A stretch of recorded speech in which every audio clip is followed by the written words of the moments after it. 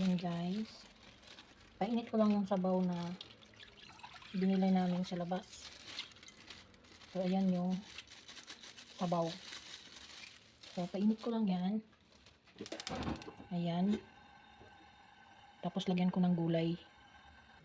So ayan, dahil tinatamad-tamad today, bumili lang kami ng pagkain sa labas ni Lola. Bumili lang ako ng pintang, tapos hati-hati na lang kami ni Lola. So, pakita ko sa inyo guys, yun ang binili ko. Ayan. Dami. Dami-dami. Tsaka ito yung isa. Ayan.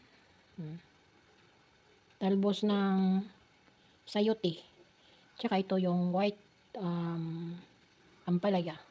Tapos ito parang ewan, anong tawag dito? Tapos parang siyang lumpia. Tapos ito yung steam chicken. So, ito naman pork slice. Tapos merong ito crab. Tapos chicken. Tapos yan sibuyas na may karne. Yan, chicken yun siya.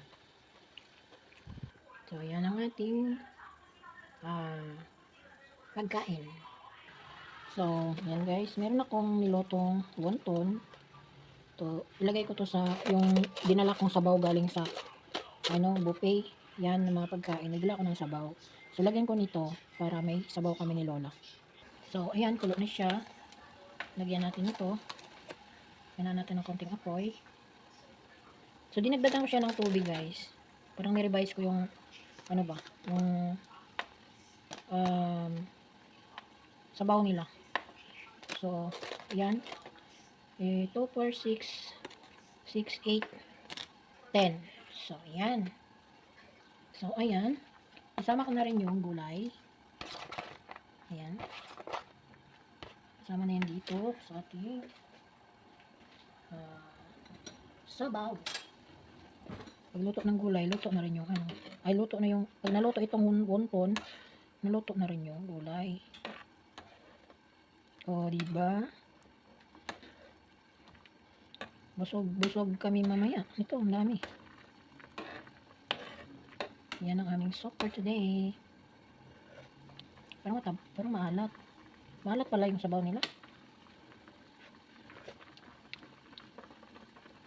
Malasa na siya. Pero wala siyang amoy. Lagyan natin ng pabango. Lagyan muna natin ito ng konti. Ayan, konti lang. Tapos, lagyan natin ito ng pabango. Pabango-bango sa ating sabaw. Pinaano natin para maluto yung ating. Puro karne kasing laman nito, guys. Ayan, kasi kailangan ni Lola ng more karne. Kaya, pinaliwanag ko sa amo ko na si Lola kailangan ng more karne. Kaya, puro karne itong laman nito. Mix ko siya, pork at saka chicken. Minix ko siya, guys. Akong nagawa nito. So, hindi ko na napakita. Next time na magawa ako, papakita ko sa inyo paano gawin. Pero mayroon na yata akong video dati na magluto ng ganito.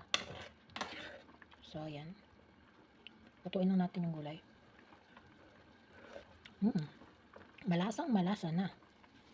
Tapos, lagyan ko ng itong pabango natin, guys. Ito. Bumili ako ng fried sibuyas. So, saka ko na to siya ilagay pag naluto na yung gulay natin kasi parang pang toppings lang kasi to. So, hindi siya masarap pag ilagay mo na pakuluan ng pakuluan. So, pag naluto na siya, saka ko siya ilagay. So, yan. Lulutuin ko muna yung gulay kasi medyo matigas-tigas pa. So, ayan siya guys. Luto na siya. Ayan. Done cooking na. Tapos, lagay natin ng pabango. So, up na natin yung apoy. O, diba? Masarap na. Nirevise ko yung sabaw ba. Lagyan ko ng maraming sahog. Wala yung sahog kanina, diba? Nakita nyo. O, so, ayan. Sarap na siya, guys.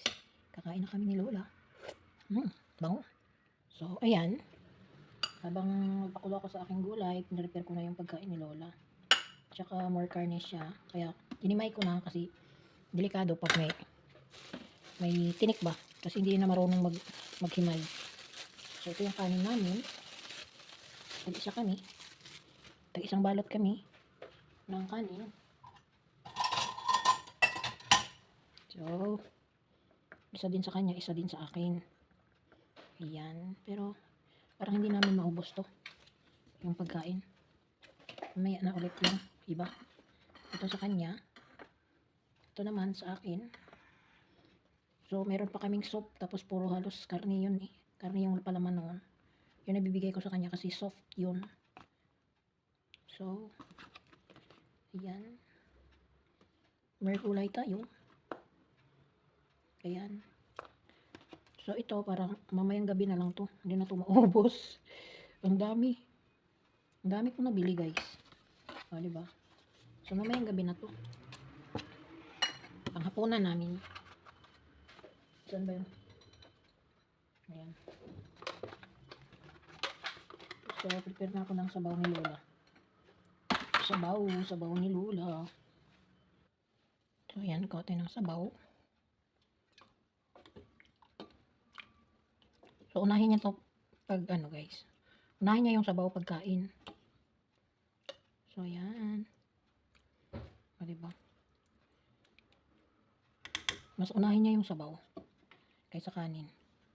So, ito yung kanyang sabaw. At ito yung kanyang pagkain. O, kain na tayo, guys. Bigay ko na kay Lola. Kakain na kami, guys.